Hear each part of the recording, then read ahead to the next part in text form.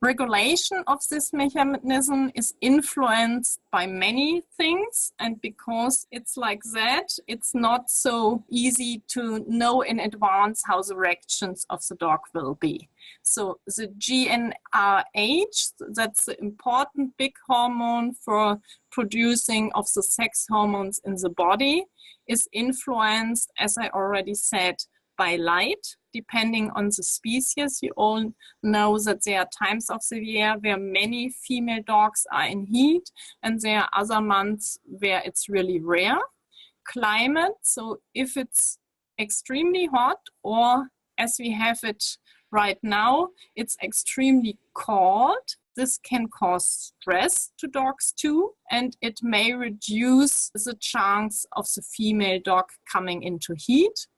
And even in male dogs that can reproduce the whole year, we still see some kind of cycles. Food supply, so if your dogs are really thin and don't get enough food or don't get enough nutrition, this can reduce production of the hormones. The social status within a group can influence it, all kind of stress. And something that's called neuromodulation, and that's actually influence of different transmitters in the brain, and we don't know in detail what happens there. And what we sometimes forget is that when we breed dogs, that we select the dogs, especially in modern times, mostly for external factors. But these external factors represent what happens inside the dog. And that means we also select them regarding special levels of hormones. Let's say if you want to have a dog that's really tiny, like in the toy breeds, what must happen is that the dogs stop growing very early, because then they stay smaller, obviously. And this means that somehow we select them to come into puberty very early, because if they have an earlier increase in testosterone, you have a bigger chance that they stay smaller on one hand. But on the other hand, you may have a higher risk that they are hypersexual pretty early too.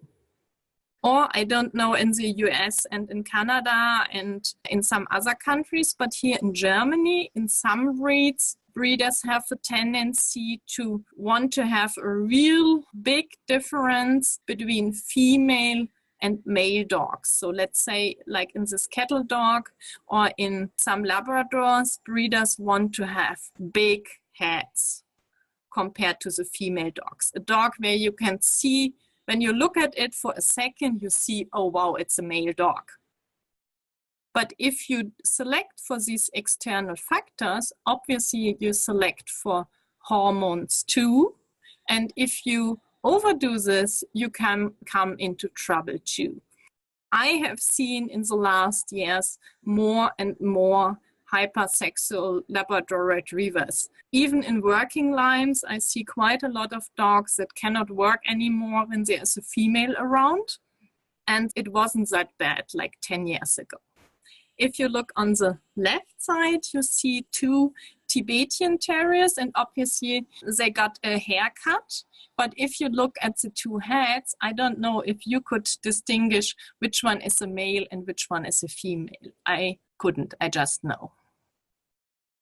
So I don't know if we have breeders in the group, but if we select for external factors, we always should also think about what does this mean on the internal level of the dog, and internal level means neurotransmitters as well as hormones.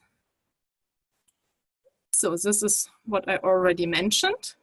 And to be honest, if it's a rare breed, it might be less clear to see that there are more hypersexual males, because if you just three males of a certain breed per year, it's not so easy to notice problems. So if we think about desexing, it's important that we have in mind that the genotype, the male or the female one, already changes the brain and the body during pregnancy. So we can say if it's a male dog, the brain is already shaped by the testosterone when the dog is born. If nothing special happens, it will be a female dog. And we have the second change in puberty, as you all know. Obviously, this is a slow process. It's not one day and the next day the dog is through puberty. It would be really nice if it would be so short and so fast done.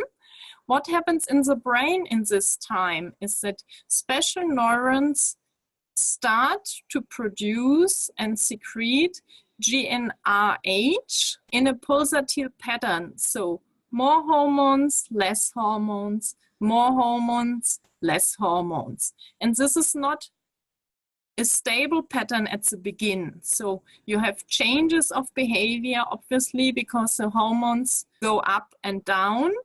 And depending on the situation the dog is in, as I showed you before, there are many factors who influence how much GnRH is released.